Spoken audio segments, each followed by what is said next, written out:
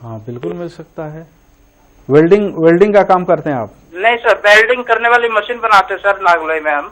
नागलोई में वेल्डिंग करने वाली मशीन बनाते हैं। अच्छा, वेल्डिंग करने वाली मशीन बनाते हैं तो बिल्कुल आपको मिल सकता है। आप अपने प्रोफाइल को तैयार कराइए किसी अच्छे चार्टर्ड अकाउंटेंट वगैरह से, और फिर उस फाइल को आप बैंक में प्रोड्यूस कीजिए। बैंक फिर आपको देखेगा, सब कुछ देख करके। सर पहले मुझे छोटा सा लोन मिला था 50-60 हजार का 2-3 बार, तो अब नहीं दे रहे करे, अब स्कीम बंद हो गया। अब नहीं, वो स्कीम बंद हो गया।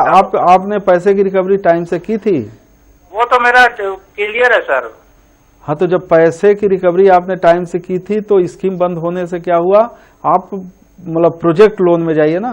प्रोजेक्ट लोन हमेशा मिलता है, ये इसका टाइम खत्म नहीं होता। प्रोजेक्ट लोन में जाइए और किसी सीए से मिलके आप अपना फाइल तैयार कराइए, और फाइल तैयार करा के उसको प्रोड्यूस कीजिए, बड़े पैमाने पे कीजिए। जब आपको मतलब अगर 25 लाख का 30 लाख का आपका काम है तो जरूर 15 से 20 लाख बैंक आपको देगा, मदद करेगा। ठीक है जी, तो आप लोन ले सकते हैं। एक आपको प्रोजेक्ट रिपोर्ट बनानी होगी सीए के पास जाकर के, और उसके बाद आप लोन के लिए अप्लाई कर सकते हैं। 2-3 बार उन्होंने लोन लिया जैसे कि बताया। तो इनका एक गुडविल भी बना होगा। हाँ, कि अगर टाइम से पैसा दिया होगा तो बैंक आपको लोन देने में हिचकिचाएगा नहीं, लेकिन अगर आपने देरी की होगी तो भले ही समस्या आए। जी, तो चलिए नवीन के पास रुक करते हैं। नवीन, अभी एक व्यक्ति का प्रश्न था कि बीए हमने किया हुआ, पत्रकारिता करना चाहते हैं, और भी वहां पर लोग मौजूद हैं, उनका कोई प्रश्न है? जी हाँ, एक और शख्स मेरे साथ मौजूद है। इन्होंने बीकॉम ये कर रहे हैं और उसके बाद ये सीए करना चाहते हैं, तो ये सवाल पूछना चाहते हैं कि आगे कैसे संभावना है और क्या कुछ करना चाहिए। पूछे अपना सवाल। सर फ्यूचर कैसा होगा सीए और कोर्स करते हैं हम, तो फ्यूचर क्या होगा इसका? फ्यूचर क्या होगा सीए करने भविष्य के बारे में पूछ रहे हैं कि भविष्य कैसा होगा सीए का फ्यूचर तो बहुत ही अच्छा है। आजकल उद्योग बढ़ रहे हैं, लोग उद्योग में जा रहे हैं, और उद्योग बगैर सीए का चलता नहीं है। तो आपके लिए बहुत ही अच्छा स्कोप है, आप इसमें लगो और सीए का मतलब काम को पूरा करो। ठीक है जी, तो अगर आप सीए के लिए सीए करना चाहते हैं तो आपका ये फ्यूचर जो है, आप टेंशन मत लीजिए, आपका फ्यूचर जो है उज्जवल जरूर होगा। आपको चिंता करने की कोई बात नहीं है, जिस तरह से परेशान है अपने भविष्य को लेकर के। तो नवीन, इनके तो प्रश्न हो चुके हैं, और भी वहां पर लोग मौजूद हैं, क्या उनका भी कोई प्रश्न है? आपका कोई प्रश्न है, कोई बिजनेस से जुड़ा हुआ कुछ पूछना चाहते हैं, कोई नौकरी से पूछना चाहते हैं, तो आइए। एक कोई अभी कोई आप कुछ पूछना? जी नवीन, आपके पास आऊंगी थोड़ी देर बाद। हमारे साथ एक और दर्शक जुड़ चुके हैं, मसादुद्दीन दिल्ली से, उनसे बातचीत करते हैं। आपका क्या प्रश्न है, पूछिए। हमारा प्रश्न सर। जी बोलिए सर। हमारा ये है कि साहब जी, हमें कोई 3 व्हीलर लेना है, तो उसमें हमें अड़चन आ रही है। ना तो हमें लोन मिल रहा है, ना हमें बैच नंबर मिल रहा है, जो अभी सरकार ने चलाए थे कि 3 व्हीलर 8,000 का। हाँ, तो वो कैसे मिलेगा, क्या करना? 3 व्हीलर खरीदना चाहते हैं दिल्ली में ही खरीदना चाहते हैं ना? दिल्ली में ही लेना चाहते हैं ना? हाँ, दिल्ली में ही लेना चाहते, दिल्ली में चलाना चाहते। जो नहीं निकाला कि 8-10,000 जो 3 व्हीलर निकल रहे हैं। तो उसमें क्या दिक्कत हो रहा है? क्या दिक्कतें क्या आ रही हैं इसमें? आप अप्लाई करो, क्या दिक्कत हो रही है? अप्लाई में जाते हैं तो वो मांगते हैं कि कुछ लाओ, कुछ ले आओ, ऐसे। अरे मतलब क्या टेबल मांग रहे हैं? कुछ घूस मांगते होंगे। चलिए ठीक है, उनको थोड़ा सा चाय पानी करा दीजिए, क्योंकि आज के समय में अब क्या कीजिएगा, ऐसे लोग पड़े हुए हैं कि आपको काम करना है तो उनको जो है कि मतलब लेकर चलना ही पड़ेगा। बट मतलब आप थोड़ा सा उसमें लगे रहिए, जरूर हो जाएगा, नहीं होने का कोई सवाल नहीं है।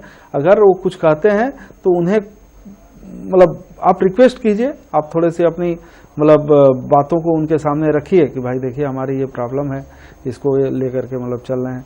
अगर उससे ज़्यादा होता है तो फिर आप कंप्लेन करो ऊपर में कि हमसे घूस मांगते हैं, ये मांगते हैं, वो मांगते हैं। जो भी है आप करके जो है उनसे मतलब इस काम को पूरा करो। जी ठीक है। तो उनकी समस्या है कि लोग मांग रहे हैं कुछ इनसे। चलिए एमपी से ईश्वर जुड़ चुके हैं हमारे साथ। ईश्वर जी पूछिए, आपका क्या प्रश्न है? सर हमको डेयरी फार्म करना था, तो क्या इसमें हम सक्सेस हो पाएंगे कि नहीं? डेयरी फार्म करना है इनको। कितनी पूंजी है आपके पास? सर 2.5 से 3 लाख रुपए इन्वेस्ट करने की इच्छा है हमारी। कितनी? 2.5 से 3 लाख। 2.5 से 3 लाख, अच्छा जी। तो बताइए मनोज जी, किस तरह 2.5 से 3 लाख रुपए आप लगाना चाहते हैं और डेयरी फार्म खोलना चाहते हैं। देखिए, डेयरी फार्म एक ऐसा व्यवसाय है, एक ऐसा उद्योग है जो कि बहुत ही स्कोप वाला उद्योग है। आज के समय में हमारे देश में जितना दूध का खपत है उसका 40% 50% दूध मतलब लोग उत्पादित कर पाते हैं, बाकी जो है इधर उधर से सप्लाई लेना पड़ता है। तो ये बहुत ही स्कोप वाला व्यवसाय है, बट इसमें थोड़ी सी अड़चने भी हैं। सबसे बड़ा अड़चन तो यह होता है डेयरी फार्म में कि अगर आप गाय या भैंस रख करके आप इस कारोबार को चालू करते हैं तो आपको जानवर को रखने की सुदृढ़ व्यवस्था करनी पड़ेगी। इसमें रोग भी बहुत ज़्यादा लगते हैं, इसकी भी देखभाल करनी पड़ेगी। और पूंजी जो ये 2 लाख 3 लाख है, ये बहुत बड़ी पूंजी नहीं है, लेकिन फिर भी आप एक छोटे पैमाने से चालू कर सकते हो। आगे चल के आपको धीरे धीरे सब कुछ बढ़ाना भी पड़ेगा। और डेयरी में बहुत सारा गवर्नमेंट का लोन और बहुत सारी सब्सिडी की भी व्यवस्था है। इसमें आपको एक मान के चलना पड़ेगा, जैसे हमने हर व्यवसाय के लिए कहा कि अपनी पूंजी को 3 भागों में बांट लेनी चाहिए, उसी तरह से आपको भी अपनी पूंजी को कम से कम 3 भाग नहीं लेकिन फिर भी 2 भागों में जरूर बांट लेना चाहिए जी। उत्पाद की सुदृढ़ व्यवस्था होनी चाहिए बिक्री की, जिससे ज्यादा से ज्यादा आपको प्रॉफिट आ सके। एक डेयरी फार्म में एक दूसरा तरीका यह भी है कि आप मतलब लोगों के वहां से दूध खरीदेंगे और खरीद के उसको मार्केट में सेल करेंगे। यह भी एक व्यवस्था हो सकती है जिसमें आपको जानवर पालने की जरूरत नहीं होती, तो इसमें आपका रिस्क फैक्टर कम हो जाता है। बट आपकी जो पूंजी है उस पूंजी में यह व्यवसाय बहुत अच्छे तरीके से हो सकता है जी। नवीन के पास रुक करते हैं। नवीन, पूछिए, क्या पूछना चाहते हैं? आपके साथ जो दर्शक वहां मौजूद हैं। एक और शख्स है मेरे साथ, ये भी अपना सवाल पूछना चाहते हैं। सीधा मनोज चंद जी से पूछिए, आपका क्या सवाल है? मैं अकाउंटेंट बनना चाहता हूँ। अभी बीकॉम फर्स्ट ईयर की तैयारी चल रही है मेरी, तो क्या मैं अकाउंटेंट बन पाऊंगा विदाउट मनी? ये अकाउंटेंट बनना चाहते हैं, बीकॉम फर्स्ट ईयर की इनकी पढ़ाई चल रही है और बिना पैसे के पूछ रहे हैं कि क्या मैं अकाउंटेंट बन पाऊंगा? क्या इनका सीधा सा सवाल है। अकाउंटेंट बनने के लिए अगर ये बीकॉम कर रहे हैं तो बीकॉम इन्हें कंप्लीट कर लेने दीजिए। अकाउंटेंट बनने के लिए कोई अलग से पूंजी की जरूरत नहीं पड़ती है। इनको किसी चार्टर्ड अकाउंटेंट के वहाँ ट्रेनिंग लेनी पड़ेगी, 1-2 साल का उन्हें उनके वहाँ वो कोर्स करना पड़ेगा, फिर जा करके वो मतलब अपने कार्य को कर सकते हैं। और चार्टर्ड अकाउंटेंट उसके लिए इनको महीने में कुछ न कुछ पैसे देते हैं, बहुत ज़्यादा तो नहीं है लेकिन फिर भी 1000, 1200, 1500 रुपए का वो मतलब फीस देते हैं इनको, मतलब सैलरी बोल लीजिए या स्टाइपेंड बोल लीजिए, इस टाइप से वो मिलता है। तो वहां से काम कर सकते हैं, लेकिन पहले इनको बीकॉम अपना कंप्लीट कर लेना चाहिए जी। चलिए नवीन, बहुत बहुत शुक्रिया हमसे जुड़ने के लिए, लोगों के सवाल लेने के लिए। तो ये अपना पहले बीकॉम कंप्लीट करें, उसके बाद सीए के पास जाकर के संभावनाएं जो है इनके लिए आगे हो सकती हैं। शुरुआत में तो कम, लेकिन बाद में जो है आगे बढ़ सकते हैं ये। तो मनोज जी लगातार हमारे सवालों का जवाब दे रहे थे, जो दर्शक सवाल कर रहे थे हमारे, उनके सभी सवालों का जवाब दिया। मनोज जी, कई लोगों के सवाल जवाब मिले, मुंबई से भी हमने सवाल जवाब किए, दिल्ली से भी, और जो फोन कॉल्स आए, लोगों में दुविधाएं बहुत हैं। कुछ लोग परेशान हैं कि रिटायरमेंट के बाद क्या करें, कुछ बच्चे ये परेशान हैं कि अभी कोर्स कंप्लीट नहीं हुआ, उसके लिए क्या करें। तो ये इतनी दुविधाएं क्यों हैं मन में? देखिए, दुविधाओं का सबसे बड़ी बात यह है कि एक तो रिटायरमेंट जो पर्सन होता है वह अपनी जिंदगी में कुछ करना चाहता है, इसलिए वो मतलब रिटायर के बाद भी काम करने का इच्छा जाहिर रखता है। बिल्कुल। दूसरे जो नौजवान हैं वह कोई काम किए नहीं है, उनके अंदर दुविधा है कि यह करें तो सक्सेस होंगे कि नहीं होंगे, यह करें तो सक्सेस होंगे कि नहीं होंगे। लेकिन आज तक जितने भी सक्सेस लोग हैं यह मन में दुविधा नहीं रखे, इसीलिए सक्सेस है जी। मैं उन सारे नौजवानों को यह सलाह देना चाहूंगा कि दुविधा के बीच में मत जाओ।